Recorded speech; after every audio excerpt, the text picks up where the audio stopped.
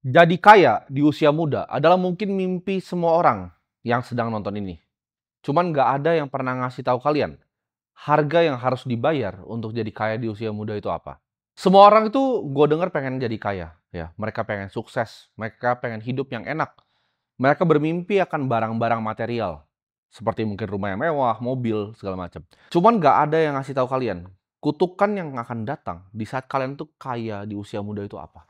Setelah nanti kalian udah nyampe ke puncak gunungnya, disitulah kalian akan paham, apa arti kekayaan sesungguhnya dan kutukannya itu apa aja. Waktu pertama kali ya, gue ngasilin uang yang signifikan di umur 19 tahun, karyawan gue sekitar 100 sampai 120 waktu itu. Di dunia pasar modal, mungkin yang udah kenal gue dari lama itu tahu bahwa gue dijuluki Golden Boy ya, atau orang bisa sebutnya juga naga muda. Gue itu diundang di berbagai macam ya, instansi punya seminar ya, dari instansi-instansi keuangan terbesar, itu gue diundang semua keliling, umur 19 tahun. Gue udah ngajar di beberapa sekuritas, gue ngajar cara analisa laporan keuangan. Gue bikin deal dengan private equity investor paling besar di Indonesia pada saat itu ya. Dan salah satu investor yang pertama nawarin untuk berinvestasi di perusahaan gue itu namanya Sequoia ya. Walaupun ini divisi yang India, tapi yang pertama tawarin untuk berinvestasi adalah Sequoia. Kalau kalian tahu Sequoia itu yang invest di Apple. Waktu Steve Jobs tuh masih di garasi 1978. Itu adalah salah satu venture capital firm terbesar di dunia sekarang. Perusahaan yang gue bikin waktu itu masuk top 9 perusahaan tercepat pertumbuhannya di Indonesia berdasarkan LinkedIn. Waktu itu gue bisa beli apapun ya. Apapun yang kalian bisa bayangin tanpa lihat harga. Gue bisa makan ya. Karena dulu gue nggak punya uang. Ketika gue nggak punya uang itu makan tuh gue cuma bisa di warteg ya. Nasi, orek tempe pakai kuah opor. Tapi setelah gue mendapatkan ibaratnya kesuksesan, yang pertama gue lakukan adalah gue mau makan untuk nggak pernah lihat harga lagi. Karena setiap kali gue datang ke restoran dari dulu, sejak gue SMA, gue selalu cari menu yang paling murah. Gue selalu minum minuman yang paling murah. Gue bisa beli mobil yang dulunya cuma ada nangkring di wallpaper handphone. Gue bisa beli akhirnya properti-properti yang gue mau. Tapi di saat itu ya, kala itu gue sadar ya, yang berubah itu bukan cuman digit di rekening. Tapi semuanya tentang hidup gue itu berubah. Orang itu mulai datang ya. Gue mulai melihat orang yang datang tuh berbeda. Ketika orang datang ke depan gue tahu ini orang kira-kira maunya apa.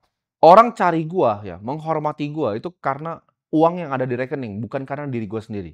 Ini adalah dunia yang waktu itu gue ngerasa semua orang itu antara menjilat ya, atau menyanjung, tapi nggak tahu intensi aslinya apa.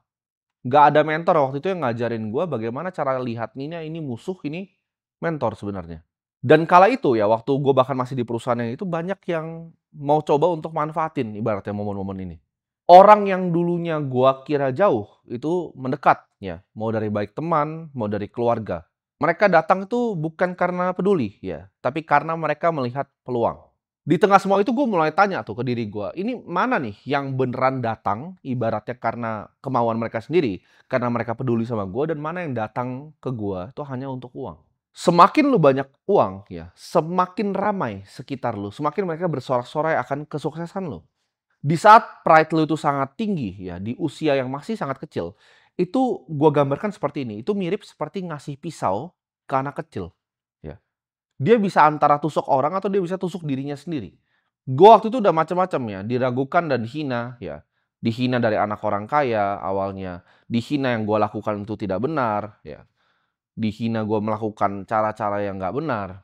Tapi kalian harus ingat, gue mulai semua ini itu dari kamera kecil di kamar, ya. Dari kamera handphone kecil di kamar. Gue rekam edukasi, bagaimana caranya investasi. Di dunia atensi yang waktu itu isinya itu cuma orang joget-joget nggak jelas. Gue kira kekayaan yang relatif cepat didapat, itu adalah semuanya. Kaya di usia muda itu nggak segampang yang kalian pikir, ya. Itu artinya apa? Gue bisa jadi dewasa. Kekayaan di usia muda yang kalian idam-idamkan, itu bukanlah seperti yang kalian pikir. Ketika gue bisa jadi kaya di usia muda, gue itu dipaksa untuk menjadi lebih dewasa dibanding umur asli gue. Maksudnya apa? Di saat gue 19 tahun, 20 tahun ya, gue punya tanggung jawab. Gue sebagai pengusaha yang punya perusahaan itu tidak boleh gagal. Karena kalau gue gagal, ini ada banyak ya. Ratusan orang itu bisa nggak makan lagi. Gue nggak mau karyawan gue itu sampai nggak bisa makan, karena bosnya itu nggak becus. Di saat umur yang sangat muda, itu gue mesti memikul tanggung jawab yang berat, ya. Kalau kalian mau ngomong dari diselengkat kanan, kiri, atas, bawah, itu nggak usah jauh-jauh ya, nggak usah dari perusahaan gue yang 100 karyawan. Dari zaman gue jualan sedotan aja gue dikerjain. Gue jualan minyak rambut tuh gue dikerjain ya, sama berbagai macam instansi. Ketika kecil ya dibiarin, ketika udah mulai gede dikerjain. Sering sekali gue mengalami hal itu. Dikerjain supplier pun pernah. Gue dulu order jam tangan tuh, import ya, itu dikerjain. Begitu dikirim, dibilang garansi, nyampe ke Indonesia semuanya pecah semua. Yang nggak tahu pecahnya di perjalanan atau dikirim memang sudah pecah. Itu jauh ya teman-teman, sebelum gua itu mulai nyalain kamera, sebelum gua terkenal di media sosial, gua udah dikerjain sama banyak sekali manusia. Gua dari kecil udah belajar ya, bagaimana caranya koordinasi, bagaimana caranya berbicara, ya. Karena mereka toh juga manusia, gitu. Orang yang sebenarnya mungkin dekat dengan gua ya, pada waktu itu, mungkin orang yang pernah berusaha bareng gua, pernah lihat gua usaha, yang tadinya gua kira dekat, ternyata menyimpan iri hati yang luar biasa di hatinya. Di situ gua sadar, ya. Kebanyakan orang, ya, itu bisa dibeli. Kekuasaan pun, ya, ada yang bisa diambil.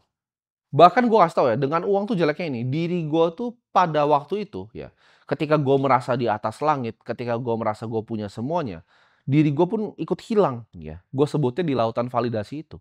Orang itu cuma lihat apa yang gue miliki, semuanya mau apa yang gue miliki, tapi kalian nggak ada yang mau, ya, lihat perjalanan itu seperti apa. Apa yang harus hilang dari gua ya untuk mendapatkan harta itu?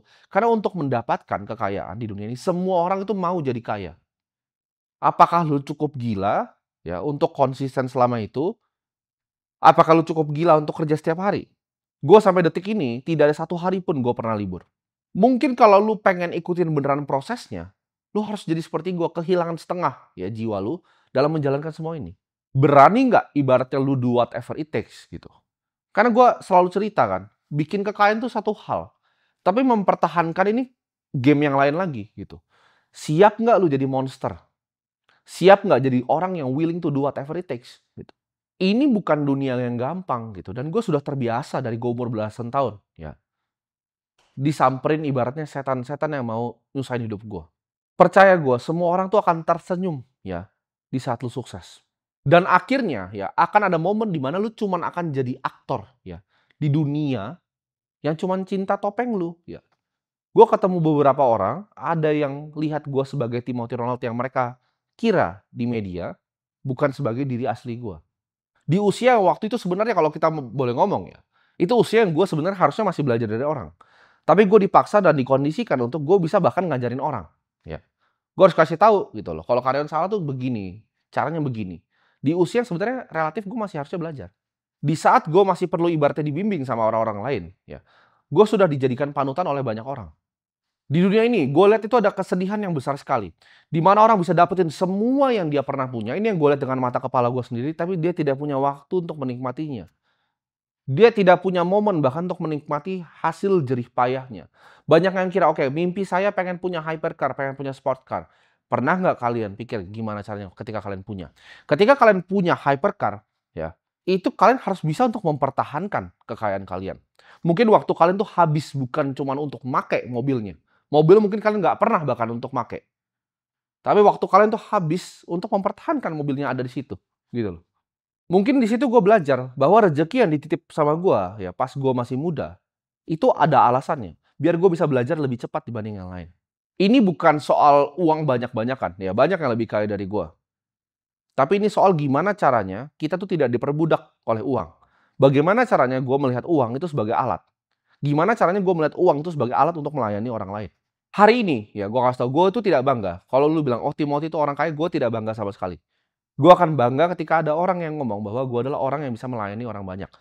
Hidup kalian misalnya berubah karena gue, bukan karena uang yang gue punya. Gue bangga ya masih bisa punya hati untuk bisa membantu banyak orang. Kalau lu semua di sini ya drive lu itu cuman mau cari uang, percayalah lu nggak akan nyampe karena sulit sekali dan berat sekali.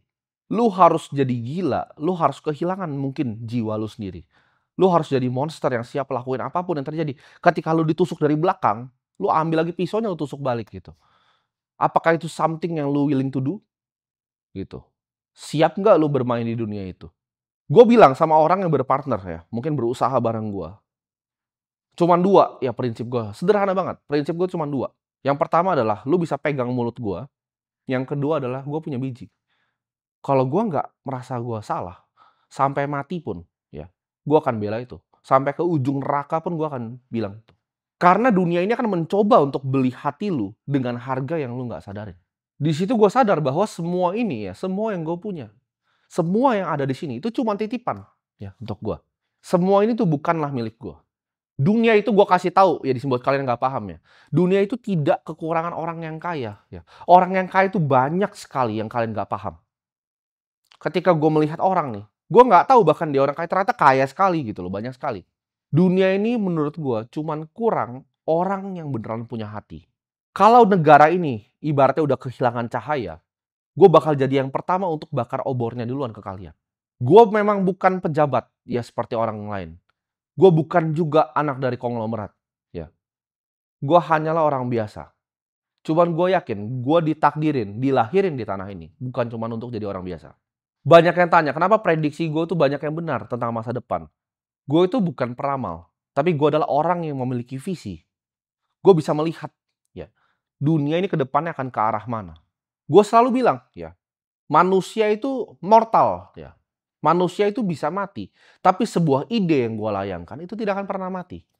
Semua ide yang gue berhasil tuangkan ke sini itu akan jadi pengingat untuk generasi ke depan. Kejarlah kebaikan di dunia ini, jangan cuma sekedar kekayaan. Mungkin ketika gue mati nanti ya, mimpi kecil gue kan gue pengen jadi orang yang paling kaya. Ketika nanti gue mati, mungkin itu nggak akan kecapaian. Ya. Mungkin gue nggak dikenal sebagai orang yang paling kaya, tapi gue mau dikenal sebagai orang yang paling bermanfaat untuk masyarakat. Orang yang paling banyak melayani orang lain. Orang yang memberikan kesempatan ke mereka yang nggak punya kesempatan. Dari mereka yang nulisnya itu di tanah sampai bisa nulis di meja. Gimana caranya gue bisa bangun 1000 sekolah dari Sabang sampai Merauke? Gimana caranya gue bisa bangun 100.000 bahkan nanti ke depannya? Dan gimana caranya gue bisa kasih kalian semua ini kesempatan belajar yang sama? Gue belajar satu-satunya ya, caranya untuk keluar dari gue sebutnya kutukan uang ini cuma satu cara. Lu pakai uang itu bukan untuk kesenangan atau hedonisme. Lu pakai uang ya, itu untuk kebaikan, untuk melayani orang lain. Hedonisme tuh percayalah sama gue, itu game yang gak ada ujungnya. Gue udah cobain semuanya yang ada di bawah matahari ini. Ya, itu tidak ada ujungnya. Ya. Gue tidak pernah ngelak gitu ketika ada pikiran gue mau melakukan apa, mau membeli apa, itu tidak pernah gue tidakkan gitu. Gue sudah coba semua yang ada di bawah matahari ini, dan itu tidak ada ujungnya. Uang itu bukan cuma sarana untuk cari validasi, ya. Tapi uang itu adalah amanah yang dititipkan ke lu. Bagaimana nih cara pakainya nih? Semua harta yang gue miliki akan gue habiskan demi satu misi ini. Gimana caranya gue nyalain obor di hati tiap kalian? Gitu. Ini buat yang punya kesempatan pegang handphone. Yang nggak punya kesempatan pegang handphone pun gue fasilitasi dengan gue bangunin sekolah. Banyak yang tanya, loh kalau begitu nggak habis uang lo? Baru bulan ini aja udah mau bangun 2 lagi sekolahan. Jawabannya tidak ya. Gue tidak takut uang gue akan habis. Gue percaya semuanya itu memang bisa hilang. Dan gue tidak mau menggantungkan identitas gue pribadi itu cuma karena uang, karena harta. Uang yang diam, gue percaya ya, uang yang diam itu akan membusuk. Sedangkan uang yang mengalir ke mereka yang membutuhkan itu akan menuhin hati kalian. Gue nggak mau uang gue tuh gue kumpul-kumpulin cuma jadi bendungan keserakahan. Banyak sekali orang yang kalian bahkan nggak paham itu punya tiba-tiba 800 miliar cash di rumah. 1 triliun cash di rumah. Tapi buat apa?